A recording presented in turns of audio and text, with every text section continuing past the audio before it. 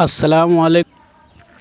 जी वालेकुम अस्सलाम वरहमतुल्लाहि वबरकातुहू। अहद भाई जी धन्यवाद सर। शिक्षक समाज पूरे बिहार के तरफ से आपको जो है बधाई देते हैं। जो सर एक चीज़ ये जानना चाहते हैं आप कि इतने व्यस्तम यानी शिक्षक, फिर उसके बाद बीआरपी और हमेशा वर्कलोड आपके, फिर आपने जो है कैसे तैयारी किया, इसका थोड़ा सा राज हमारे सुनने वाले को ज़रा बताया जाए। इससे पहले एक प्रश्न हम आपसे और जानना चाहेंगे, वो ये कि जो तैयारी कर रहे हैं या करना चाह रहे हैं वो उसके बारे में, लेकिन उससे पहले एक सवाल है। सारे शिक्षक जो है वो आपसे किसी न किसी रूप में जुड़े हुए थे, तो उसमें जितने भी शिक्षक का फीडबैक जो कहे कि हासिम सर की कोई मतलब जो है अवगुण बताए या हासिम सर मुझसे ज़्यादा अच्छा व्यवहार करते हैं, इसका सर कुछ राज वो हम जानना चाहते हैं। और सर ये हम जानना चाह रहे हैं कि वाकई में सारे शिक्षक सुपौल और निर्मली सब खुश हैं, अर्जित करते रहेंगे। अब सर एक ये कि जो स्टूडेंट या जो भी ये करना चाह रहे हैं, बीपीएससी की तैयारी कर रहे हैं या बीपीएससी के माध्यम से, उसके लिए सर जो है कुछ अपना अनुभव साझा किया जाए। इंटरव्यू से पूछा गया प्रश्नों में से कुछ एक आध प्रश्न जो, या फिर जब आप इंटरव्यू में गए उस समय जो है आप कैसा फील कर रहे थे, ज़रा ये भी बताएं। जी हाँ, बिल्कुल आपने दुरुस्त फरमाया है कि काफ़ी बिजी शेड्यूल रहता था मेरा, और ख़ास तौर से जब से बीआरपी के रूप में ज्वाइन किया, वहाँ पे काफ़ी वर्क होता है। बीआरसी में सभी टीचर्स का काम होता है, उसके अलावा ऑफिस का भी काम होता है। लेकिन इन सब काम के बावजूद भी मैंने हमेशा, जब से ही मैं शिक्षक के रूप में भी ज्वाइन किया, तब से लगातार मेरा स्टडी जारी ही था। और इसी दौरान जैसा मैंने बताया कि 2011-14 में बीए, फिर 14-16 में एमए, फिर 16-18 में बीएड, तो लगातार स्टडी मेरा चल ही रहा था और इसी का मुझे फ़ायदा मिला। और इसमें जहाँ तक बीपीएससी की तैयारी का सवाल है, तो लॉकडाउन के कारण कुछ मुझे एक्स्ट्रा टाइम मिला, जिसका मैंने बखूबी इस्तेमाल किया उस वक्त का अपने स्टडी के लिए। और कुछ ऑनलाइन प्लेटफॉर्म, जैसे मैंने अपनी पूरी तैयारी अनअकैडमी से की।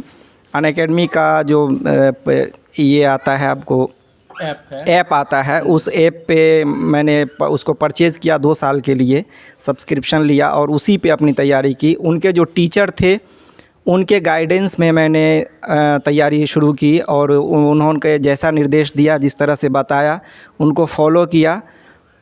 मैं कोशिश करता था कि कम से कम अपने बिजी शेड्यूल के अलावा 4 से 5 घंटे, 2 घंटे रात में, 2 घंटे सुबह में अपने ऊपर टाइम दूं और स्टडी अपना जारी रखूं। और जब बीच बीच में छुट्टी में या और समय में जैसे ही वक्त मिलता था, उसका भी मैंने फ़ायदा उठाया। हालांकि कभी कभी ऐसा भी होता है कि बिजी शेड्यूल होने के कारण, या इससे पहले 2020 में ठीक पीटी से पहले मैं मास्टर ट्रेनर के रूप में प्रतिनियुक्त हो गया था विधानसभा निर्वाचन 2020 के लिए। तो उस समय मुझे काफ़ी कठिनाई का सामना करना पड़ता था। प्रतिदिन अपने घर से 50 किलोमीटर दूर जो ज़िला मुख्यालय है वहाँ जाना, फिर 10 से 5 वहाँ प्रशिक्षण देना, फिर वापस घर आना। तो इसमें काफ़ी कम टाइम मिलता था। लेकिन मैं फिर से एक बार मैं कहूँ कि मेरे लिए कोविड बहुत लकी साबित हुआ और उसका जो लॉकडाउन का फ़ायदा हुआ वो मैंने पूरी तरह से उठाया और इससे अपनी तैयारी मुकम्मल करने में मुझे काफ़ी मदद मिली।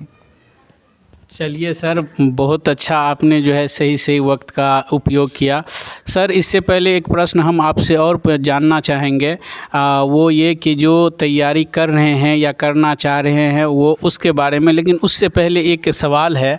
मैं सर आपके साथ विगत 7 वर्षों से हूँ और 7 वर्षों में आप निर्मली प्रखंड में बीआरपी रहे, तो प्रायः सभी शिक्षक से आपका अपना एक संबंध था। सारे शिक्षक जो है वो आपसे किसी न किसी रूप में जुड़े हुए थे।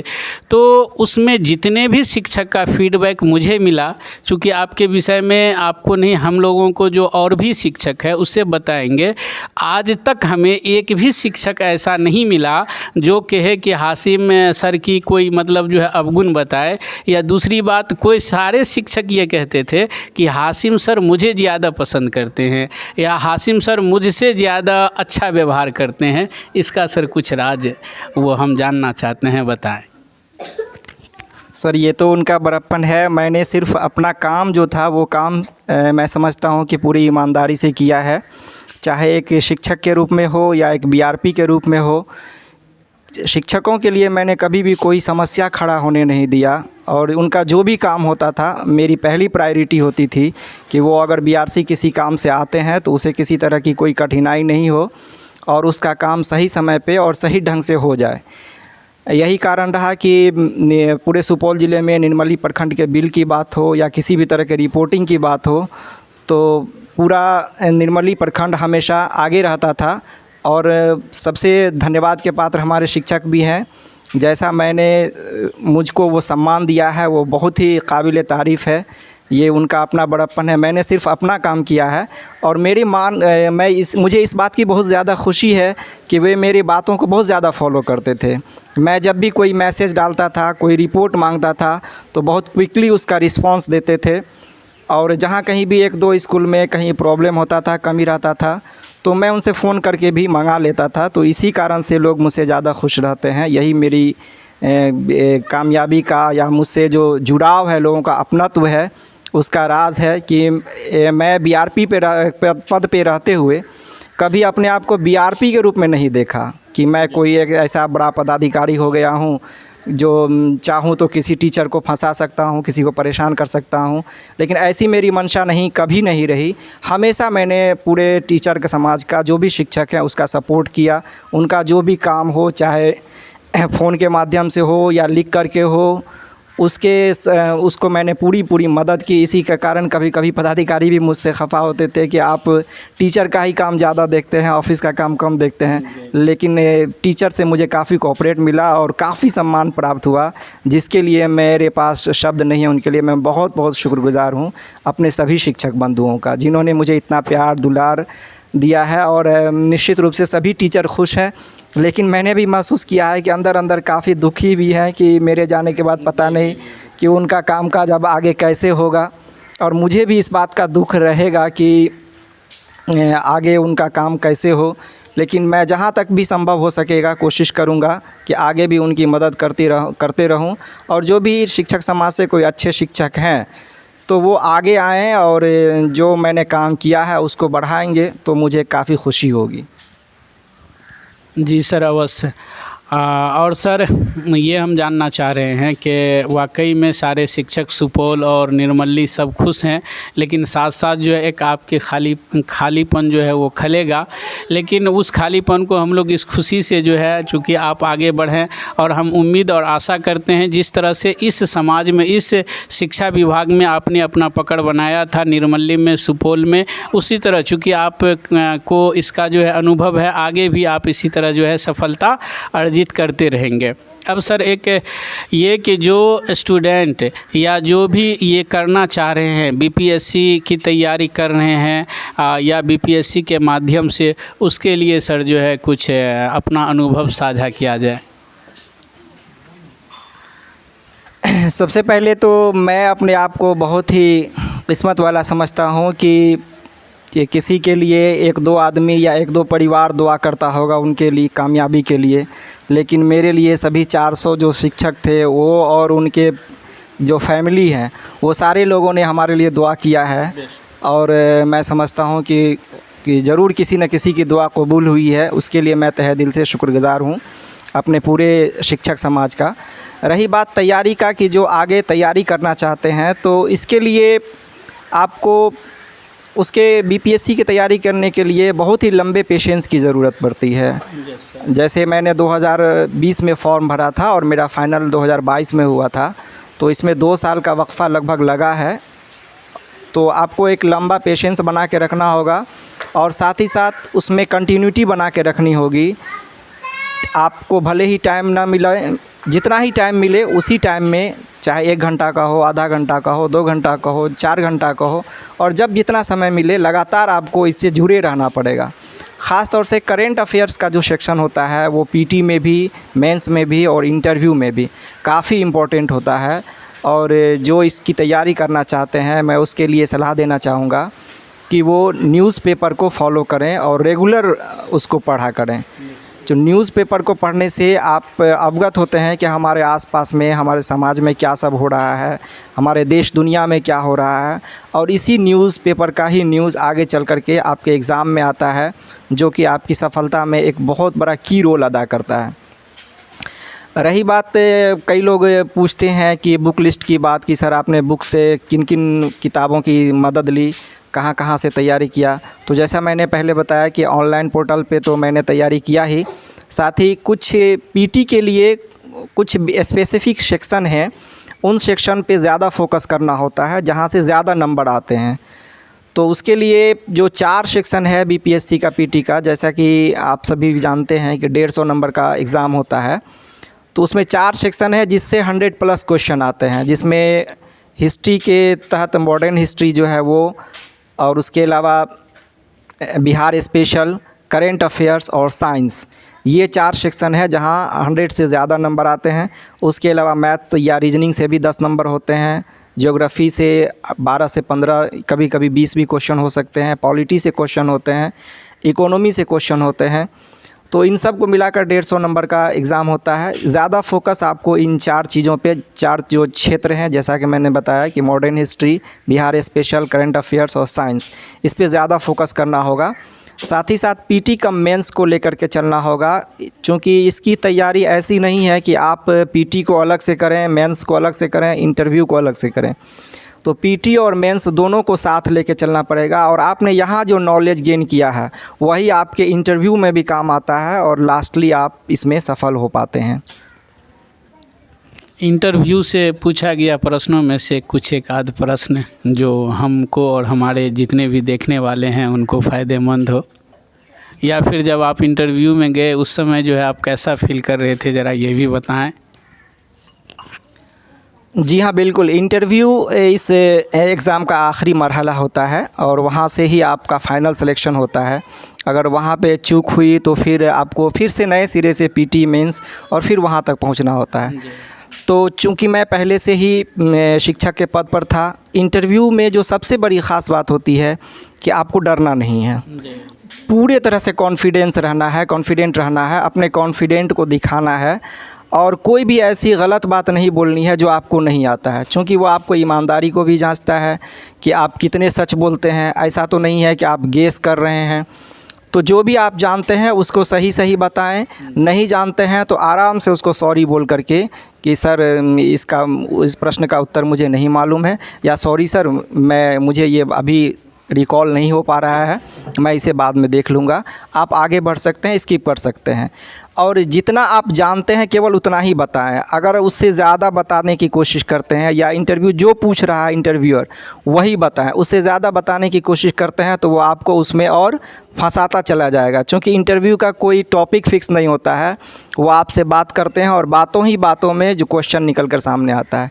जहाँ तक हमारे इंटरव्यू का प्रश्न है, मुझसे क्या सब सवाल किए गए थे, तो उनमें जॉब से रिलेटेड काफ़ी क्वेश्चन थे, जैसे कि आप कब से टीचर में हैं, क्या आप नियोजन में हैं, शिक्षा मित्र में हैं, ऐसा भी उन्होंने पूछा था। शिक्षा मित्र से आए हैं, मैंने बोला जी सर। तो क्या सब पढ़ाते हैं, तो बोला मैथ और पर्यावरण और बाकी सभी विषय जो प्राइमरी स्कूल में पढ़ाए जाते हैं मैं पढ़ा लेता हूं। तो मैथ से भी एक क्वेश्चन पूछ दिया था, हालांकि क्वेश्चन बहुत साधारण था, लेकिन उस समय जो आंसर दिया जाता है विदिन 1 सेकेंड या 2 सेकेंड के अंदर, तो थोड़ा सा कैलकुलेटिव डिसीजन मेरा गलत हो गया था। लेकिन उनका वो बोर्ड के मेंबर काफ़ी कॉर्डियल होते हैं, वो आपका सपोर्ट करते हैं। उन्होंने मुझसे सवाल पूछा था कि यदि 5 गाय 5 दिन में 5 किलो दूध देती है तो 10 गाय 10 दिन में कितना दूध देगी। तो मैंने ऐसे तुरंत उसका अंदाज़ा लगाया और कहा 10 लीटर। तो उन्होंने कहा सोच लीजिए। जब उन्होंने कहा सोच लीजिए तो मैं सोच में पड़ गया कि मेरा उत्तर गलत है लग रहा है, इसीलिए वो कह रहे हैं सोच लीजिए। फिर मैंने कैलकुलेट करना शुरू किया, अरे गाय डबल हो गया, दिन भी डबल हो गया, तो 2 दूना 4 5 गुना, इस 4 गुना हो जाएगा। फिर मैंने कहा सर 20 लीटर। तो कहा फिर 10 लीटर कैसे बोले, मैंने सॉरी सर बोल करके वहाँ से निकल गया। उसके अलावा मुझसे पूछा गया था कि नियोजन कैसे होता है, ट्रांसफ़र कैसे होता है, प्रमोशन कैसे होता है, अभी आपका ट्रांसफ़र कराना हो तो क्या ज़िला लेवल पे हो सकता है। मैंने कहा जी नहीं सर, ज़िला लेवल पे मेरा ट्रांसफ़र नहीं होगा, मेरा ट्रांसफ़र पंचायत, मैं पंचायत शिक्षक हूँ तो पंचायत नियोजन इकाई के अंदर ही हो सकता है। प्रमोशन के बारे में भी सवाल पूछा गया, तो वहाँ भी मैंने कहा सर प्रमोशन का प्रावधान तो है लेकिन अभी तक प्रमोशन हुआ नहीं है। इस तरह के सवाल थे। मेरी हॉबी से सवाल पूछे गए थे और बड़े इंटरेस्टिंग सवाल थे, क्योंकि मुझे बचपन से, आप लोगों ने भी ट्रेनिंग में देखा होगा कि गीत गाना मुझे पसंद था, तो मैं पहले बचपन से भी काफ़ी हिंदी फिल्म में गीत सुनता था। तो मेरी हॉबी भी मैंने वही रखी थी, कोई नया हॉबी नहीं सेलेक्ट किया था। तो जो रियल में मेरी हॉबी थी वही मैंने बताया कि मैं पुराने हिंदी फिल्मी गीत सुनना पसंद करता हूँ। तो उन्होंने मुझसे पूछा था लता मंगेशकर के बारे में कि स्वर कोकिला का अभी निधन हुआ है, उनका किसी के साथ कोई विवाद भी हुआ था? जी, मैंने बोला जी हाँ सर, उनका विवाद हुआ था। तो किसके साथ हुआ था? तो मैंने बोला रफ़ी के साथ हुआ था। तो अच्छा, रफ़ी का पूरा नाम क्या है? मोहम्मद रफ़ी बताया। तो फिर इस विवाद से किसको फ़ायदा हुआ? तो किशोर कुमार को फ़ायदा हुआ। इस तरह से काफ़ी ज़्यादा क्वेश्चन उससे पूछे गए थे। और मेरा जो ऑप्शनल सब्जेक्ट उर्दू था, तो उर्दू से रिलेटेड भी क्वेश्चन मुझसे पूछे गए थे कि गज़ल और नज़्म में क्या फ़र्क होता है, उर्दू की पैदाइश कैसे हुई, कब हुई, उसका नशोनुमा, उर्दू के नशोनुमा में दक्कन का क्या योगदान है। तो ये सारे क्वेश्चन मुझसे पूछे गए थे। और कुछ जो मेरा ग्रेजुएशन का सब्जेक्ट हिस्ट्री है, उससे भी कुछ प्रश्न पूछे गए थे, जैसे वांडीवाश का युद्ध क्यों हुआ था, कौन से ऐसे इतिहासकार हैं जिन्होंने क्रिकेट पे काफ़ी ज़्यादा लिखा है। फिर इस तरह का एक और प्रश्न था कि कोई अभी इतिहास पर एक बुक आई है वीर सावरकर के ऊपर में, जिस पे काफ़ी कंट्रोवर्सी हुआ था, तो वो क्या विवाद क्या था, किसकी पुस्तक थी। तो ये सब क्वेश्चन थे। लेकिन इंटरव्यू के बोर्ड में जब मैं पहले ही अंदर गया, तो हालांकि इससे पहले मैं जो मॉक इंटरव्यू देता था, तो उसमें काफ़ी डर होता था कि पता नहीं क्या सवाल पूछेंगे नहीं पूछेंगे। और इंटरव्यू 4-5 मॉक इंटरव्यू भी मैंने दिया था, तो उसमें सब जगह मुझे यही बताया जा रहा था, सब जगह फीडबैक में, कि आप मास्टर हैं, मास्टर से थोड़ा सा ऊपर बढ़िए और ऑफिसर की तरह बिहेव कीजिए। और लास्ट में जो मैंने मॉक इंटरव्यू दिया, तो उसमें मास्टर मतलब बहुत ही शालीन, बहुत विनम्र, लेकिन ऑफिसर थोड़ा टाइट होता है, उस तरह से कीजिए। लेकिन इंटरव्यू में जाने के बाद मैं काफ़ी बहुत खुशी है मुझे इस बात की है कि बिल्कुल भी मैं नर्वस नहीं हुआ, ना कोई डर था मेरे अंदर। मैंने यही अपने दिल में बैठा लिया था कि मैं टीचर हूँ, अगर इसमें होगा या नहीं होगा, तो टीचर का तो मेरा पद कोई छीन नहीं सकता है, वहाँ तो मैं ही हूँ ही। तो बिल्कुल मेरे अंदर खौफ का नाम ज़रा सा भी नहीं था। जो पूछा मैंने उसका जहाँ तक मुझसे बन पड़ा जवाब दिया। 2-3 क्वेश्चन ऐसे भी थे जहाँ पे मैंने सॉरी भी बोला। और इस तरह से मेरा इंटरव्यू, बाद में उन्होंने मुझसे एक्सपेक्टेशन भी किया था कि आपको ये आना चाहिए, तो मुझे लगा कि हाँ ज़रूर आना चाहिए। और उनका रवैया काफ़ी सहयोगपूर्ण रहा था। हालांकि इंटरव्यू बोर्ड मेरा बहुत टफ़ था, उस चारों बोर्ड में मेरा बोर्ड सबसे टफ़ माना जा रहा था। और मैं जब इंटरव्यू दे करके आया तो अपने दोस्तों के बीच भी बताया था कि ये बोर्ड काफ़ी टफ़ है, तो कहना मुश्किल है कि क्या होगा नहीं होगा। लेकिन अल्लाह का करम रहा कि बहुत अच्छा रिज़ल्ट भी हो गया है। अब तो मार्क्स आएंगे तभी पता चलेगा कि इंटरव्यू में मेरा कितना मार्क्स रहा।